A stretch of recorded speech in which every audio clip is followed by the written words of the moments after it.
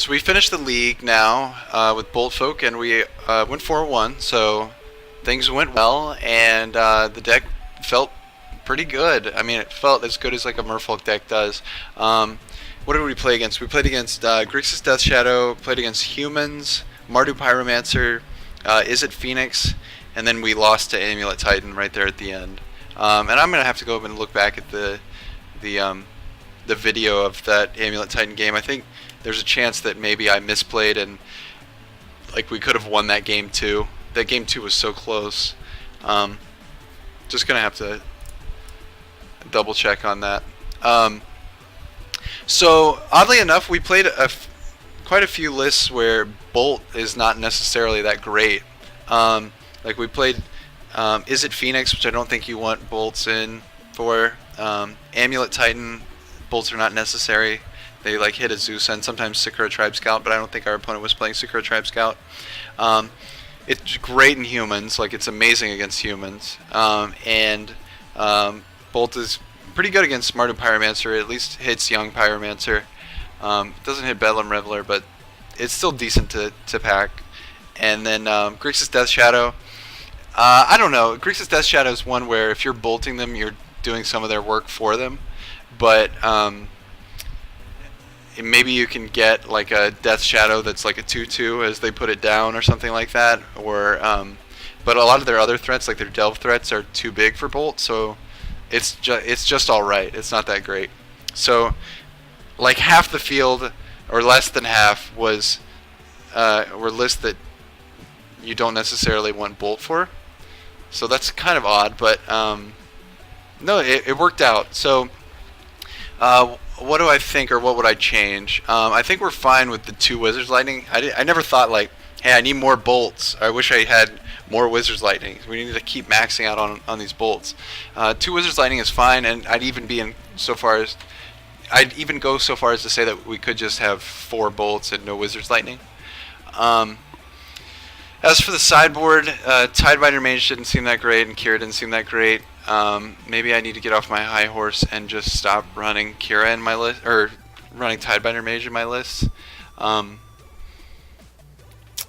Tidebinder's good, but maybe there are some other things that would be better right now. See, the thing is, when you're running creatures, a creature list this low, at 26 creatures, and it's an Ether Vial deck, you still want to keep your creature count high. So let's say you're going against, you're trying to play reactively, and you like keep your bolts in, but then you end up taking out like Phantasmal Images and Curse Catchers, or Phantasmal Images and like Master of Waves or something.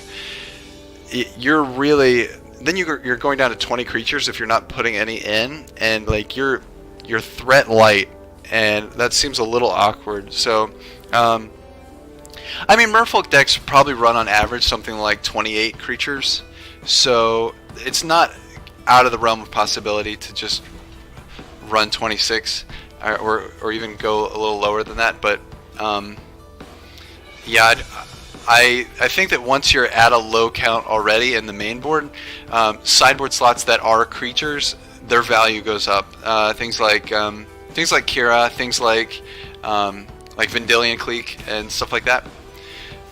So I don't know what I would change in the sideboard. Gutshot felt really good. See, the thing is, red doesn't give a lot of sideboard options to Merfolk that Merfolk wants. So you think, what are the big pulls to red? The answer is Blood Moon, of course. And I don't feel like Blood Moon's where we want to be. We have too many spells that cost double blue, and it turns off Mutavaults.